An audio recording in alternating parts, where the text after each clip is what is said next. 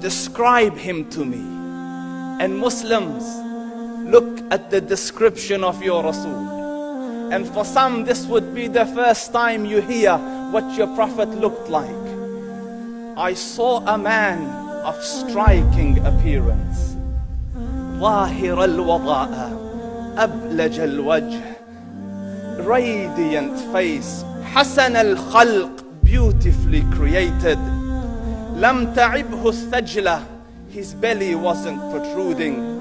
ولم تزر به السعلة, nor was his head disproportionate and small.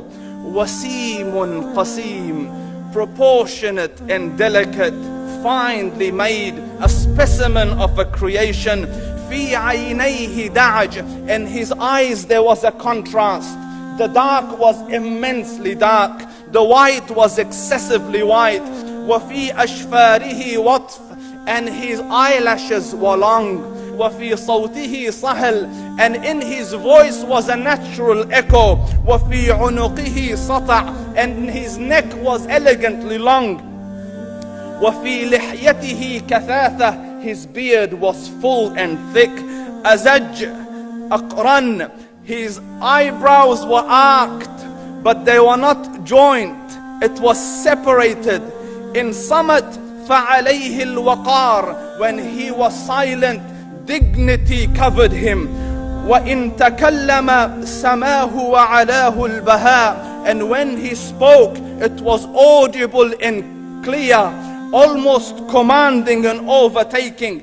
أجمل الناس وأبهاهم من بعيد, from afar the most striking and outstanding in appearance. وأحسنهم وأجملهم من قريب, and when he came near, the best of them and the most handsome of them in closeness. حلو المنطق, such an exalted and sweet level of logic. Like when he used to speak, it was so coherently logical, it was smooth and easy to understand. فصل لا نزر ولا هذر, he was to the point, not excessive nor too short. كأن منطقه خرزات نظم يتحدرن, his logic, his utterances, his words were like jewels coming out of a necklace, calculated, polished, one after the other, it would flow magically. ربعة, he was medium in height. Your eye didn't have to strain to look up at him, nor was it tedious to look down at him. He was a comfortable sight to look at. له رفقاء يحفون به, he had friends, the people that were with him, they were working around him to try to serve and protect him. إن قال سمعوا لقوله, when he used to say something, they used to hearken to what he used to say. وإن أمر تبادروا إلى أمره, when he commanded, they used to compete to fulfill the command. This is Muhammad Rasulullah.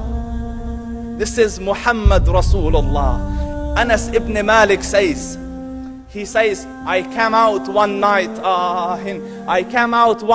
it was the full moon night.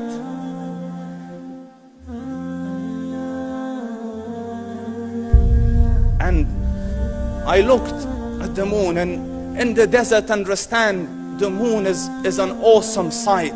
It is smooth, it is radiant, it is clear, it is gentle compared to the scorching sun at which they are used to.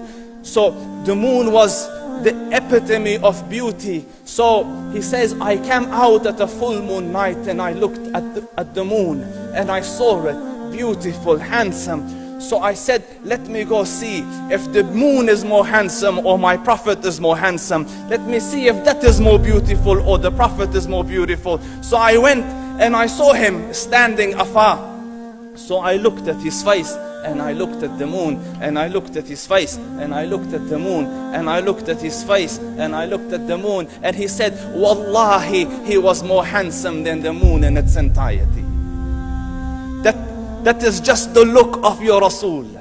Aisha radiyallahu anha says, I was sewing with the needle, my needle dropped in the dark, I couldn't find it. I said, Ya Rasul, I can't find it. He moved his face close, and I swear, out of the radiance of his face, I found my needle. And the Prophet sallallahu alaihi wasallam was mind-bogglingly handsome, but his handsomeness was covered with waqar and jalal and hayba.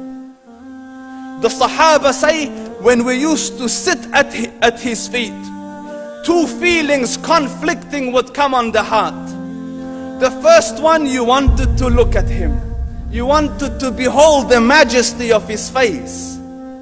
And when you wanted to look up, shyness used to overtake you, so you used to look down.